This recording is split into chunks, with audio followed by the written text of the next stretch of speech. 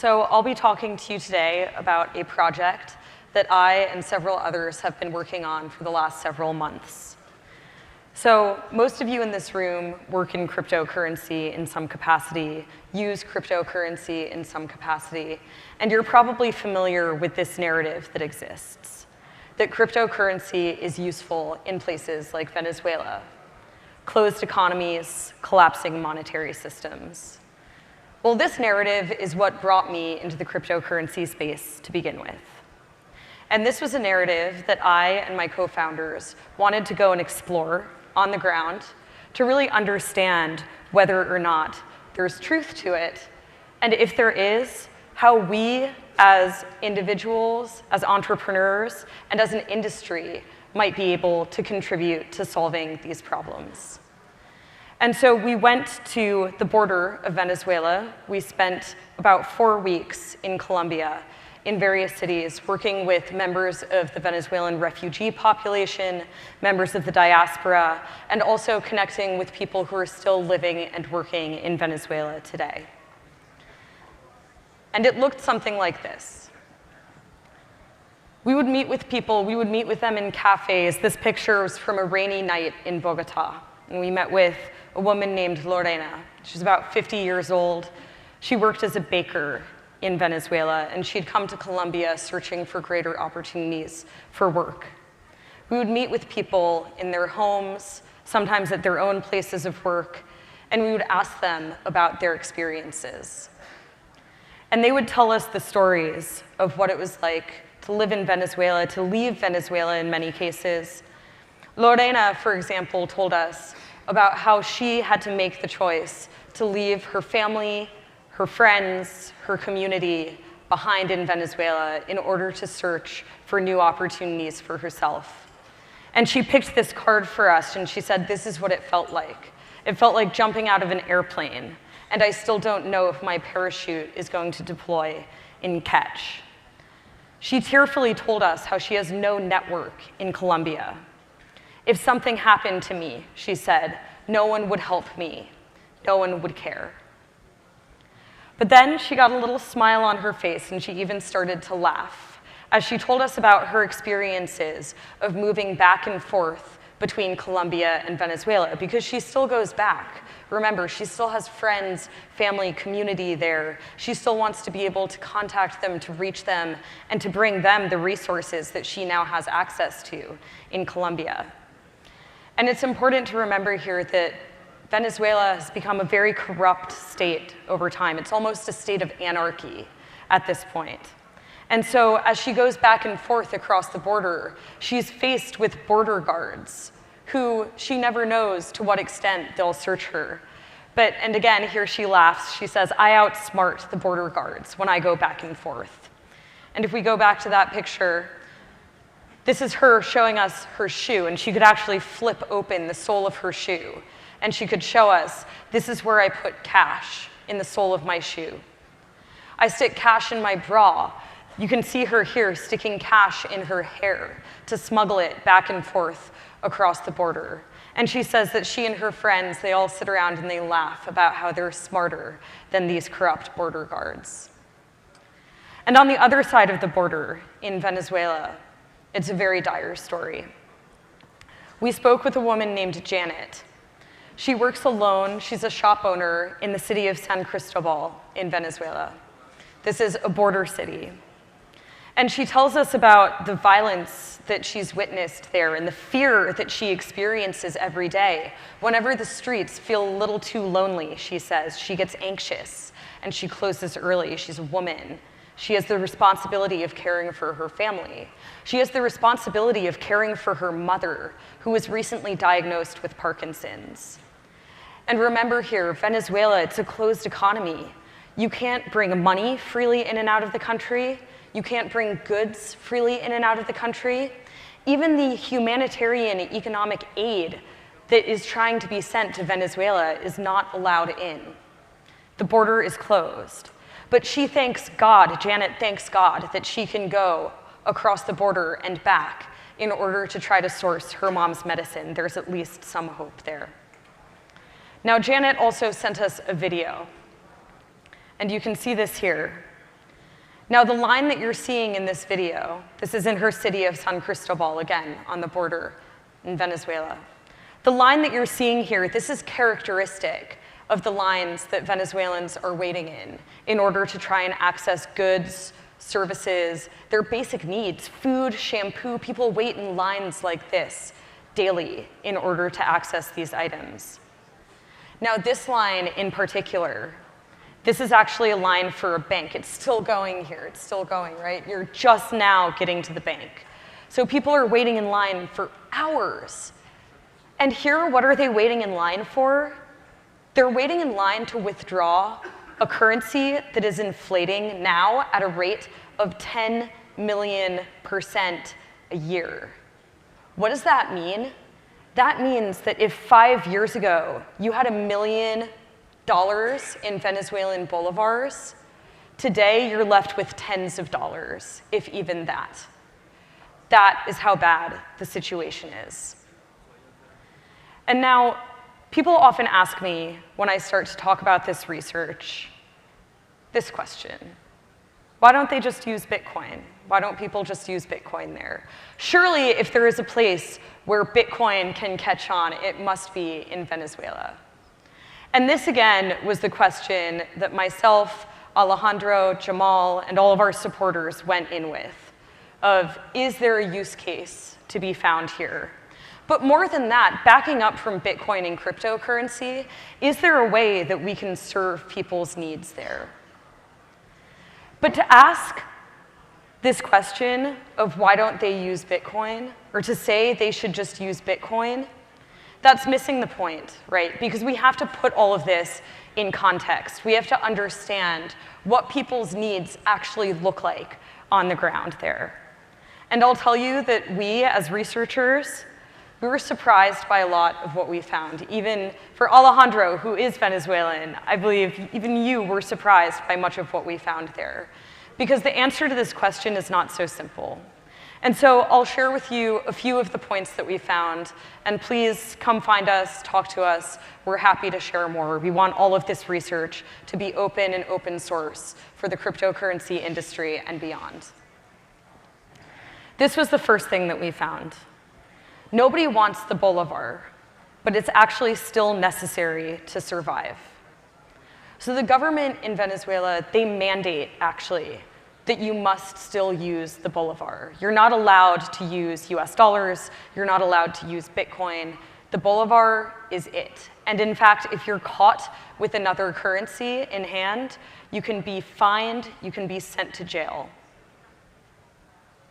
The next thing that we found was that where there are other means of payments happening, because remember, in order to survive, people are having to break the law in Venezuela. So while the law may say you must use the bolivar, people are still using other means of payments, just to a lesser extent than we might expect.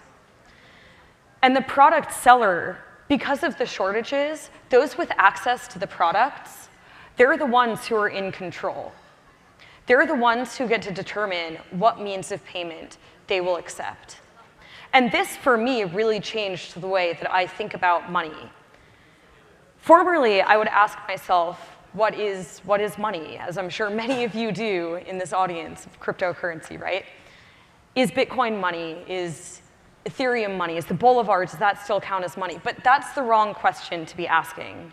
Instead, we should ask ourselves, how good is this at being money for my purposes? Because it turns out, money has all of these different vectors and features that we have to consider. And if you're at the edge, if you're at the extreme, suddenly these trade-offs start to really matter. How stable is it? How redeemable is it for another currency? How convertible is it? Can I cash it out into goods and products and services? How divisible is it? And we found this in the rare occasions where people do have access to US dollars. It's actually the case that 5 $20 bills are worth more than a single $100 bill in Venezuela. Because guess what? If you have a $100 bill and you go to your merchant and you're trying to make a purchase, you're not going to get change back for that $100 bill because your merchant doesn't have the same access that you do.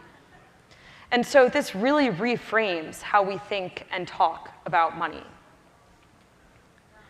Another insight we came away with is that even the best savings mechanisms, even those with access to US dollar bank accounts, the rare person who went to graduate school in Miami, who's now back in Venezuela, even those require extraordinary risk. So we talked to many people who, if they themselves did not have access to a US dollar bank account, they were using their nephew's bank account. They were using their ex-girlfriend's bank account and keeping $200 there and having to send her a WhatsApp message to do the transfer back in bolivars in her system. But something I want to emphasize of this is that the system is siloed. It's not as simple as a bank transfer. If I'm in the United States and you're in Canada, we can do a wire transfer between us. And I know many of you in the room are probably working on this very problem. It's still not perfect. ACH, it takes 3 days. It's messy. But it works pretty well, actually, especially when we compare it to such a siloed system as Venezuela is today. Because in Venezuela, if you want to do these types of exchanges or money movements or transfers, it takes 2 moves within 2 systems. It's a hawala system. So that ex-girlfriend I mentioned, she will have to be banked in both Venezuela and the United States. And only in the Venezuelan system can she move that money back to you. She can't send it from her US bank to you.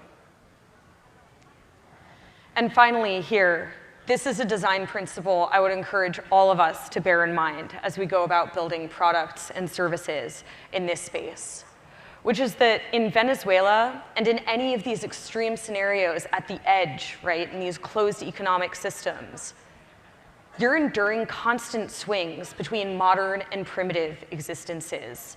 And we see this most of all, I would say, in Venezuela, which is frozen in time in 2014. But so what does that mean? That means that 1 in 3 people in Venezuela has an Android phone. It's just not the Android phone that you have in your pocket. It's Android 4.0. What does this mean? This means that people are accustomed to the same kind of digital access that we are. Actually, in Venezuela, there's a higher digital banking rate. The percentage of people who use online banking services is higher than in the United States. But as infrastructure starts to degrade, that's changing. Because people are starting to experience, again, these swings between a modern existence and a primitive existence, where they can no longer rely on internet access or consistent power. And so these are just a few of the insights that we've drawn as the Open Money Initiative. I want to give a big thank you to our sponsors who know that this kind of research is not only important, but it's important to do from a neutral standpoint. It's important to do it from the perspective not of trying to push a product, not of trying to take a hammer to a nail that we hope might exist, but to look from first principles at the problems that exist there. And I'm looking forward to having the discussion with all of you later on and with the rest of the panel now. Thank you. Wow. That was a very good intro from somebody who went on the field. And we're going to get to that very soon, because going to the field in Venezuela is not that easy as it seems, right? So, okay. First of all, I would like to know, since this is the first study that the project is getting into, and well, Venezuela is really a very common theme in the crypto space. Not right now, but since like 2017 maybe. So first off, how does this project get created? Did Venezuela have anything to do with it? Do you want to take that? Yeah, so we started with this question, as I mentioned, really a year ago. That was when I first connected with Alejandro and Zuko Wilcox, who's been a huge supporter of us in this work. And then a few weeks later, I was lucky enough to connect with Jamal. And really we realized that we were excited about a lot of things happening in the cryptocurrency space, but none of them were getting to the heart of what we believed its potential to be. And what we believed its potential to be was to open up this closed economic system, these closed monetary systems. And as I mentioned, we'd of course sort of heard anecdotes of people using cryptocurrency in this way. And we made actually several starts at, okay, if we were to build a product or build some kind of an educational tool or a resource, just we wanted to help, what would that look like? And what we realized was we didn't know enough. Especially for me, I have to be very humble about this. I'm just some gringa, right? You're not just some gringa. Oh my God, what are they gonna think of us? But in all seriousness, I really believe that this is true, especially in situations that are as extreme as something like Venezuela, or we talk about other areas that are experiencing similar, like Iran or Somalia, other sort of closed societies. You really have to go there and understand the problem in context. But I want to emphasize that's true no matter what product you're building. You could be building for Wall Street bankers, and that would be true. Totally, yeah. I think there's a very strong narrative, as you were saying, in this industry about Venezuela right now. And I often hear people say, oh, they should just use Bitcoin, which is what Jill had on the slide. And to me, it can feel as obtuse as seeing a photo of someone in Burkina Faso carrying water on their head and saying, why don't you take Uber? Why would you walk 30 miles, right? And I think there's this narrative that it's just as simple as giving someone Bitcoin or a wallet, but all you've succeeded in doing is giving someone Bitcoin or a wallet. You haven't changed the outcome. And so we sort of came to this frustration point where we're like, how do we actually understand the cultural narratives, people's attitudes, people's behaviors, their day-to-day lives, to understand, can Bitcoin or cryptocurrency fit into this context? Okay, but now you have bring me to another question. Because you were talking precisely about another culture, another country, where people are also struggling. So I know Venezuela can be, wow, headlines frustrating. But why Venezuela first if there are another country like Argentina that is also in South America, also has inflation of 30%, and it has a wider crypto ecosystem where actually cryptocurrencies can be more easy to adopt, if you want to say it like that. Why Venezuela and not to start with something more easy? It's a good question. So I think there's two reasons that come to mind for me. One is our third co-founder is not on stage, but there he is. Alejandro Machado is Venezuelan, so that was sort of like, obviously something that fell close to home for Alejandro. The second thing is when you start on design research projects like this is very much trying to understand a context we don't know.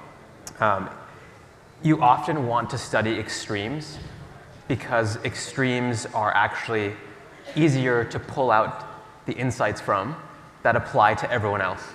And so Venezuela is probably the most extreme place for monetary crisis right now in the world. And as just a pure sort of study is probably the best place to sort of understand what are the needs and how do you start designing in this extreme context, which when you take those principles, you can still apply them in a less extreme context. Okay. Now, Jill, you're a crypto advisor.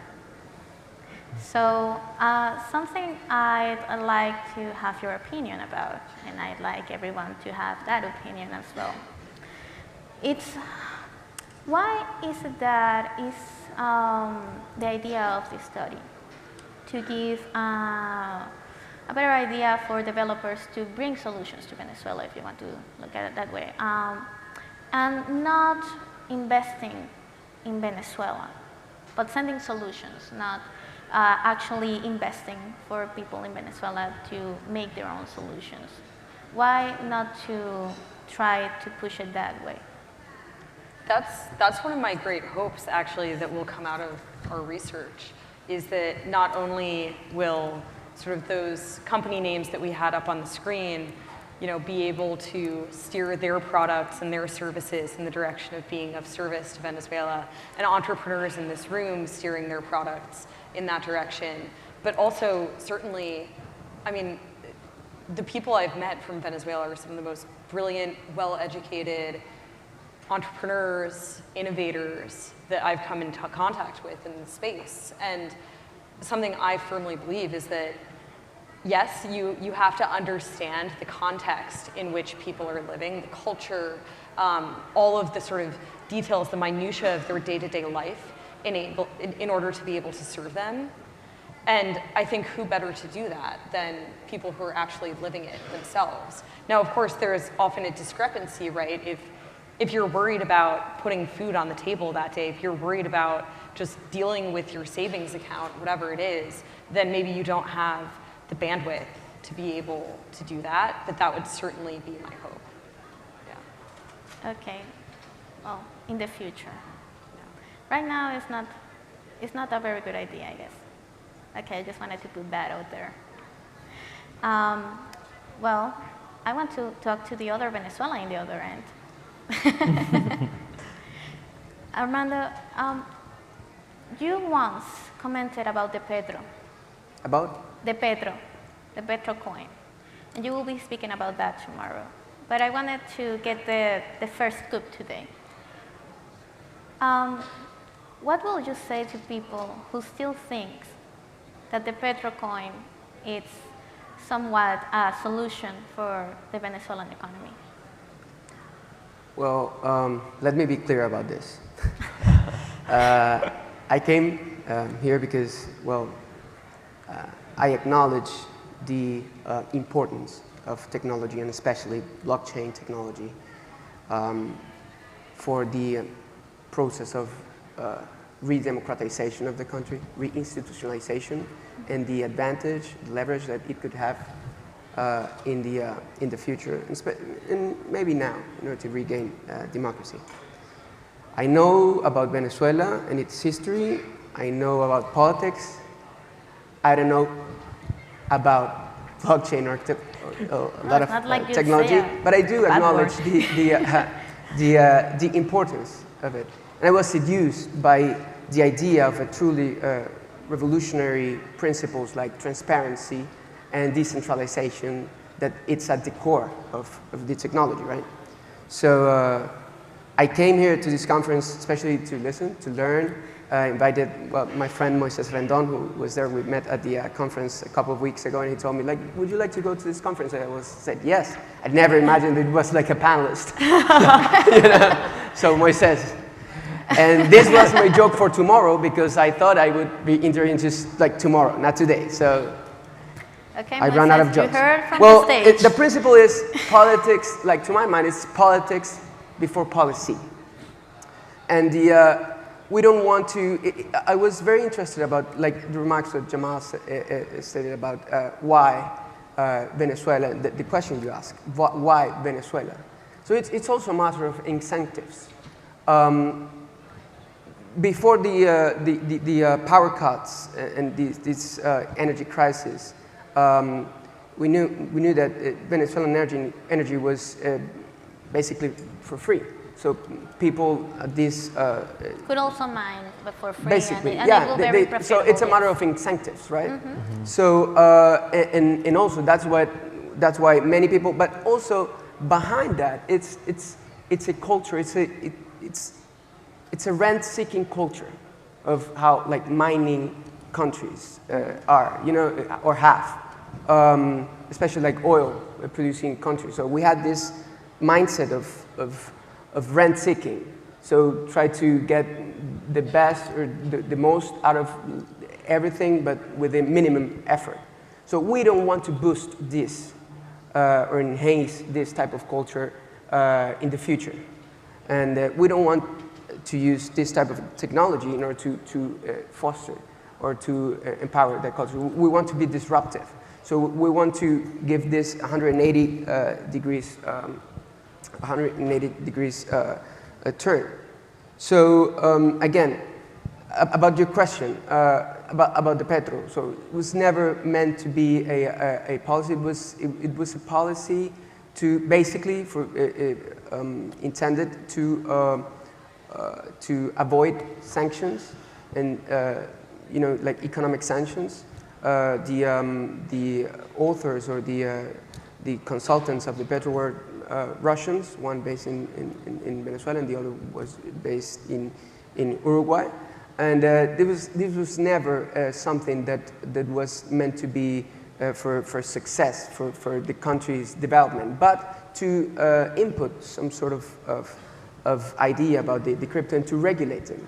You know, so to have this regulatory framework to have all this technology regulated, but for the regime purposes, which is to dominate, not to liberate.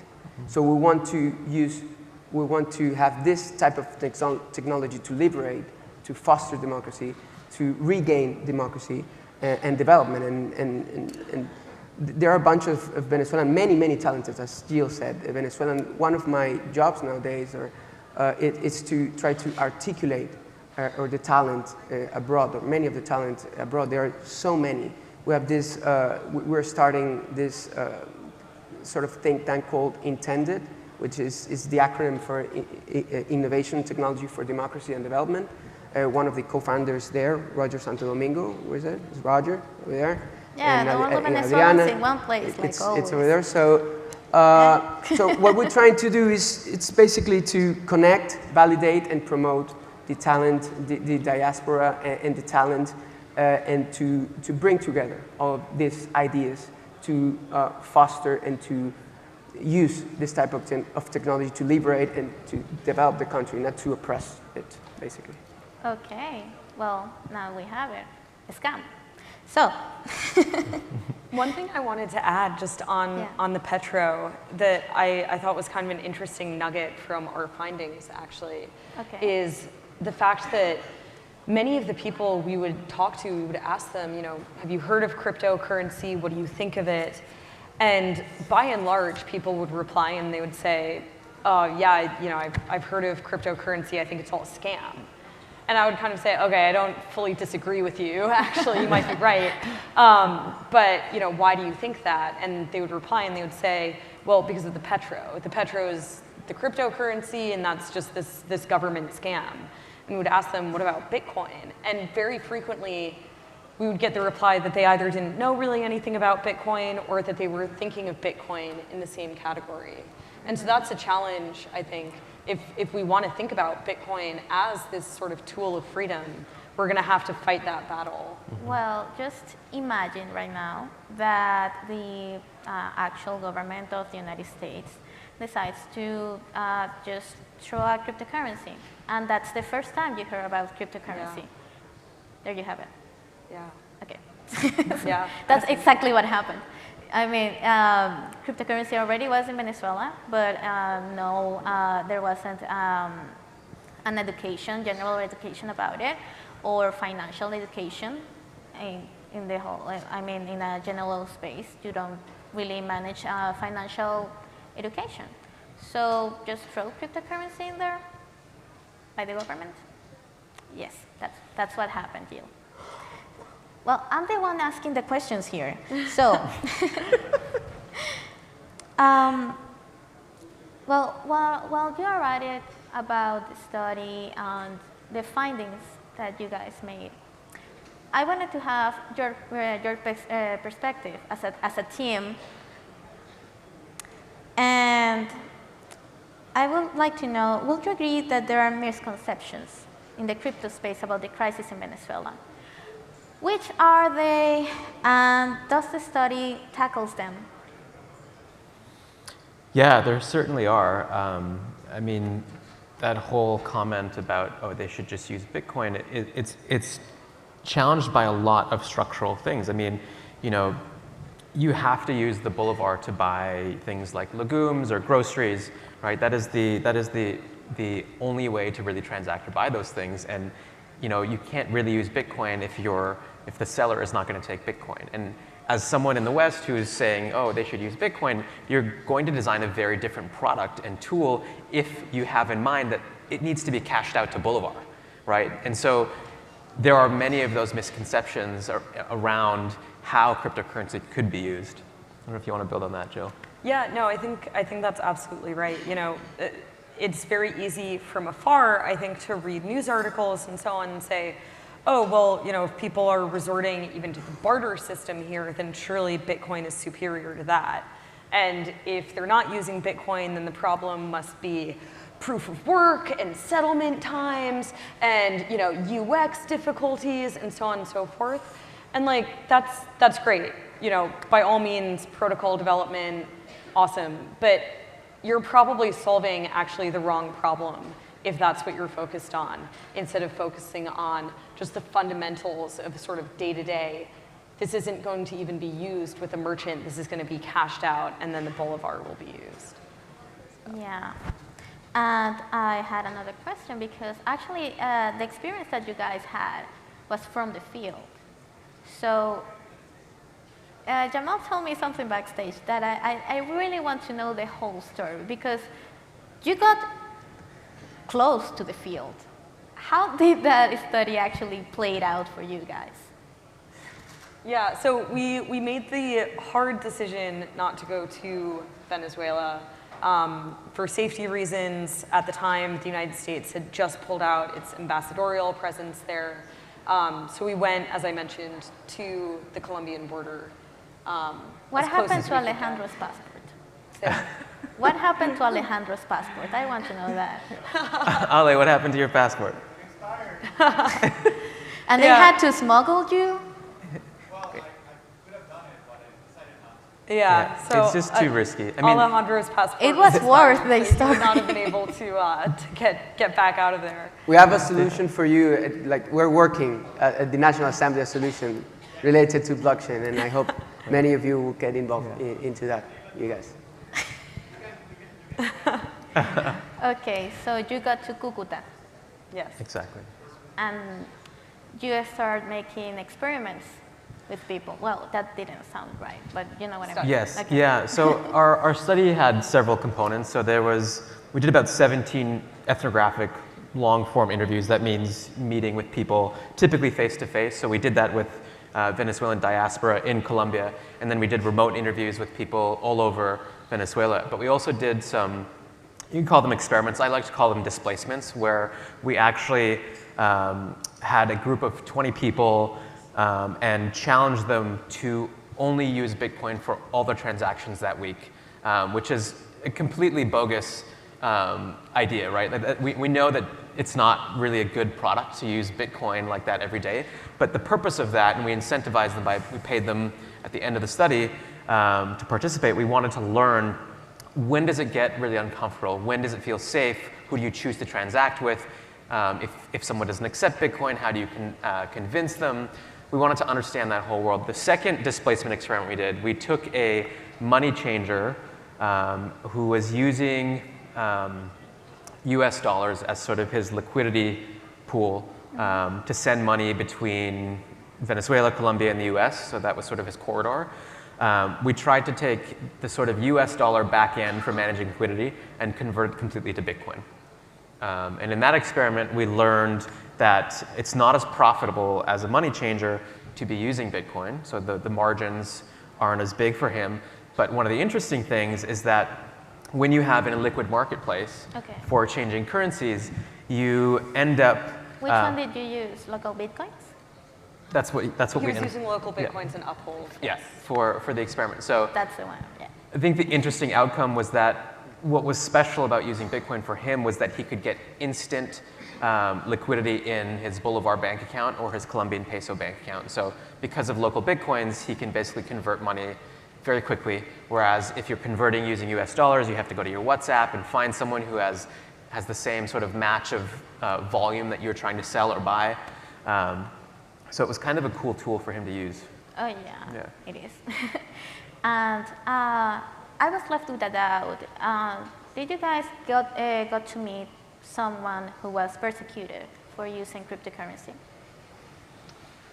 We didn't, in the course of our study, meet anyone who had firsthand experience of being sort of because persecuted. you mentioned it, and wow, did they talk to you? I was like... Yeah, no, we'd heard sort of anecdotes of people who had had trouble because they were running Bitcoin miners and, sort of government come and shut them down. But one aspect of our study, the first thing people always ask me when I tell them about the research we've been doing is they ask, oh, well, what % of people in Venezuela are using Bitcoin? And questions like that were not really the focus of our Can you studies. actually do that? You can see how many people? I haven't the slightest idea. And the point here is that we're not looking, this wasn't an academic study, right? This is design research. This is product research. We're not looking for statistical significance. We're actually looking for outliers. And so to us, it was much more important not to know sort of the % of people who are mining Bitcoin in Venezuela, but to know the experience of, okay, if you're mining Bitcoin in Venezuela, what does that look like? What does that feel like? Is that scary? Is it comfortable? What does the day-to-day look like of cashing that out into something that you can actually use? And so that was more the nature of the research that we did. Okay, and after 1 year of research, what did you guys took for yourself, each one, from the experience? I mean, what did you learn and carry with you that make you see the space maybe in a different way? Yeah, I think for me, the biggest takeaway is that so much of this, we want it to be a technology problem so badly. We want it to be this simple problem that if we just understand it well enough, and if our code is clean enough, we'll fix it. And it's really a human problem. In that experiment that Jamal mentioned about trying to get people to use Bitcoin with merchants, many of them actually were able to complete it. Many of them were able to go out and buy goods from their merchant. But it took hours of them sitting with their merchant and teaching the merchant, who they must have already had some degree of trust with, okay, so you got to download this wallet, and then I'm going to send it to you, and this is how it settles, and just trust me, this is actually money. Like, if we want to kid ourselves that this is just about technology and just about replacing trust, then we're going in the wrong direction. Mm-hmm. Yeah. What about you? Did you feel sad? I mean, it was certainly challenging. I mean, every single one of those interviews had tears. I mean, these are people who have uprooted their entire lives. Some people had abandoned their businesses, the homes they owned. Some had even bought brand new cars 2 months before they left because they really did not think they were going to have to leave. So it was certainly ups and downs. In terms of how it sort of reframed my view of what's interesting or important, I think there's a tendency for us to lead with, oh, Bitcoin should be the currency people spend, sort of like front stage. But to me, what this project showed was that it's actually maybe more powerful as a backstage tool, an infrastructural tool, where you still need to pop back into the sort of the system of Bolivar, right? You need to convert back into Bolivar to be able to spend. But at the same time, once you're in the digital space, once you're in Bitcoin, you actually have access to liquidity in basically every country in the world. And that's pretty special. Yeah, we can agree that Venezuela is something more than a sad story, right? It's important to remark here, Diana, as Gio said, how deep is the human crisis in Venezuela. Mm-hmm. And especially by a regime trying to use technology, and especially this type of technology, to grab into power and to develop some sort of